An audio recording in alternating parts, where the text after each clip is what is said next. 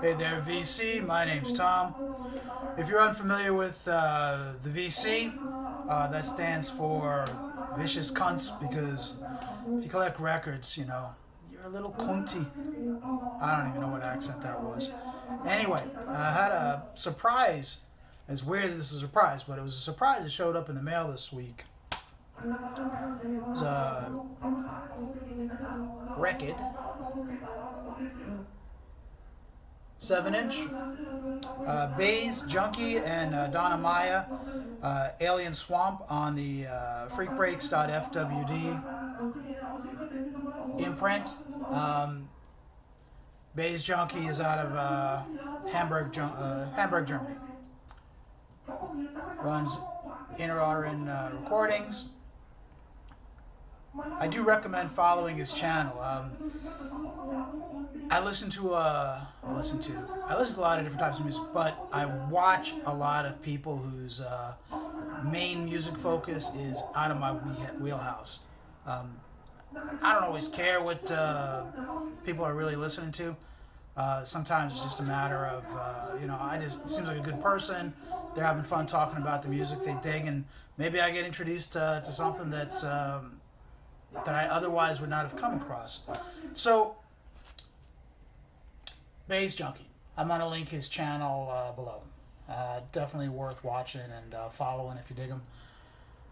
He's a DJ and works in the music industry. He gets a lot of very underground stuff to review. So, like on his channel, you're going to see a lot of music that you're not going to find anywhere. And if you're interested in it, it's going to be really fucking hard to get a hold of because mostly it's in Germany, and or he gets a lot of stuff from Poland. And right now, in the time of COVID, shipping is very expensive. And you know what? If you can hear the music, this isn't what the music we're listening to is not what's on the record, but there's a mixtape called In the Mix. www.soundcloud.com/Baze.Djunkiii if you can make that out. It's Baze.Djunkiii Portland Drone. He was I made a video about a while back. He was in Portland, part of a German cultural visit to Portland, Oregon. He played a set that I went to that was kind of also a mixture of art. There's these weird cubes that kind of flashed along and matched beats to the music. Anyway, it was like pretty immersive, and the music was great. And watch my other video about it if you give a shit. Anyway, I'm going off on a tangent. This record, very DIY. He gets the records, hand stamps them. This is a single-sided 45. So, the reason it was a surprise, although I bought it from him. It's somebody I like to support. I bought it, I think, when COVID was just coming out. I think this was right around April or something. And I knew the shipping was ridiculously expensive, and I was like, dude, just keep the money.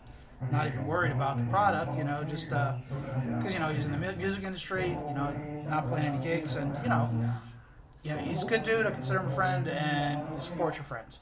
But he found a way to get this record to me. It came to me via somebody in Washington State.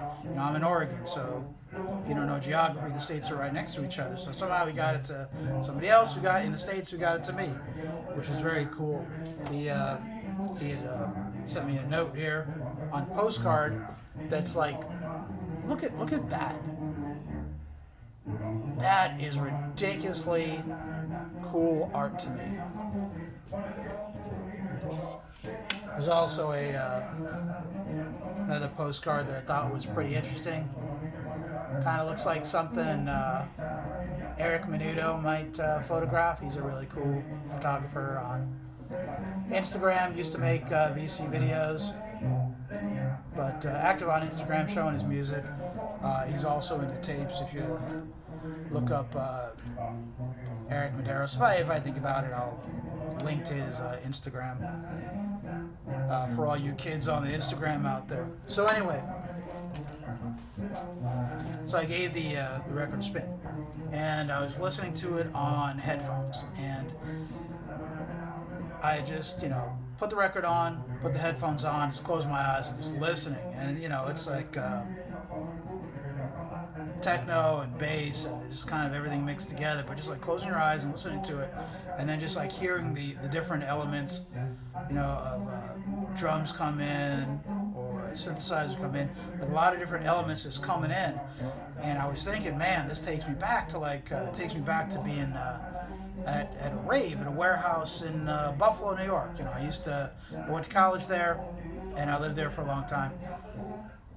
And this is like late 80s, early 90s probably, where, there were, Buffalo at the time and probably right now still was a kind of a wasteland. A lot of, part of the Rust Belt, a lot of abandoned warehouses and whatnot. And I was just thinking, like, listening to music, I'm thinking about this rave in a warehouse, like big, huge, dark place, bunch of different DJs in different areas of the warehouse. And then, it's funny, just like before making this video, I looked up the Bandcamp page for this. There's nothing streamable on the Bandcamp page. I think Baze is kind of anti-digital streaming anyway, which is cool. But the way he described it on his Bandcamp page was, I think it was something like an Electroid, the Electroid sound of an illegal rave. I was just cracking up because I'm like, that's exactly what this reminded me of, an illegal rave back in the day. So anyway, Baze.Djunkiii, I'm going to link his channel. Check him out if you're so interested. A lot of interesting music out of his way. He's got a blog. Yes, that's still a thing. If you can read reviews on there as well. He's on Instagram. You can follow him there. But cool stuff. And oddly enough, this is unrelated. I had planned to do a video. I know I haven't done a video in a while because I didn't fucking feel like it. But I was just like in the chat room on, why the fuck do I do this? I was in the chat room of Rachel, the Vinyl Ma'am. I forgot her channel name. The Music Ma'am. I don't know. I'll link to her channel too, but she's good people. And she was like, oh, Rant District hasn't done a video in 3 months. So it's just coincidental that I'm doing a video now. You don't have that kind of influence over me, and I will deny any influence you have over me with my dying breath. I'm gonna shut the fuck up because I'm rambling.